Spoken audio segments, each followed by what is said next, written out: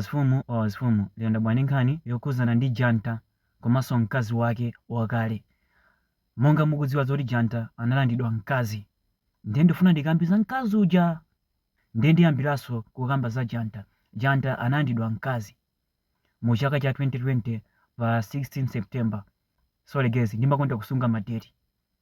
Koma kuti nthawi imeneyi analapanga chinkhoswe mu chaka cha 2019 pa 22 June. Ndi pamene anapanga chinkhoswe. Atakhala pang'ono mu chaka cha 2020 analandidwa mkazi uja.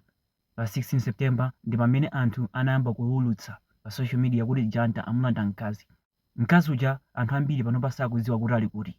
Koma mkulu amene anamulanda mkazi Janta uja panopa akupanga ukwati kapena kuti chinkhoswe ndi munthu wina. Ndikuti banja la Janta linangotha, anangomugona mkazi uja ndi kumusiyaso.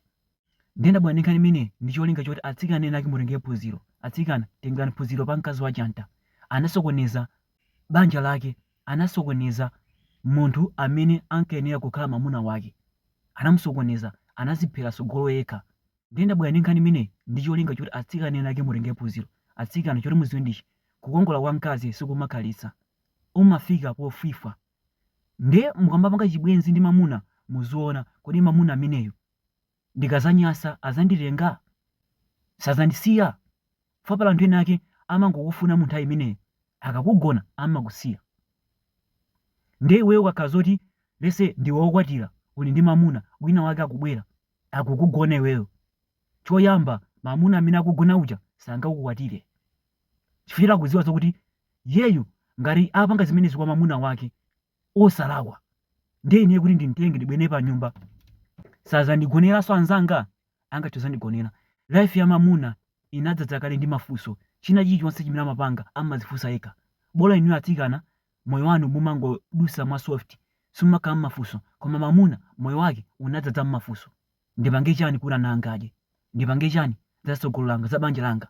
Ndipange chani kuti chizandithandize pamawa? China chilichonse ndi mafunso. Iweyo ukumenda mbali mwamuna wako ukugonana ndine ndizifunsa ndekha. Yeyu apanga zimenezi kwa mwamuna wake. Mwamuna wake amampangira china chilichonse. Ndiye ine kuti ndimtenge ndimkwatire. Sangaza ndipange chimodzimodzi, ndikazavutika sangaza pange zimenezi. Fa iye mwina akundilola ine chifukwa ine ndi china chilichonse, ndi drama, mwamuna wake alibe kanthu. Ndiye ine nditavutika sangaza ndipange chimodzimodzi. Ndiye mwamuna amakhala ndi mafunso ambirimbiri. Zotsatira zake samakukwatirani, amangokugonani ndikusiyani. Chimodzimodzinso mmene anapangira Levi kwa mkazi wa Janta. Anangomugwiritsa ntchito ndikumutaya, pano wakwatira wina. Pala anyamata ena ake amazikonda zimenezi. Amutenga mkazi kumampititsa kupale, kumangoneka panja. Antenga mkazi kunyambisa mowa, anayimbanso kale Dream. Unandiyambisa mowa ndiwe. Chisazo nkhani imeneyi. Akafuna kukwatira amamba kunena kuti mkazi uyu ine sinumufuna. Mkazi amene khalidwe la banja libe. Ndi choncho chimodzimodzi Dream sanalakwitse. Chifukwa chakuti amaona kuti ine ndipite kumowa, mkazi uja sapite kumowa. Pakhala banja ine nzidya chamba, mkazi uja sadya chamba. Pakhala banja sipakhala banja. Kuli bwino ndipeze munthu olemekezeka, ndipeze munthu ozilemekeza yekha. Nkana amakusiyani, amakwambisani mowa ndikukusiyani. Koma kakwatira ena. Chimodzimodzinso Levi kwa mkazi wa Janta. Anangosokonezera. Chibwenzi chake ndi Janta panakulira. Sangapezenso banja lokhazikika. Ali ndi mwana kaya ndi Janta sondikudziwa. Koma pano kulibe. Azimati nkamphunziro pa nkhani imeneyi.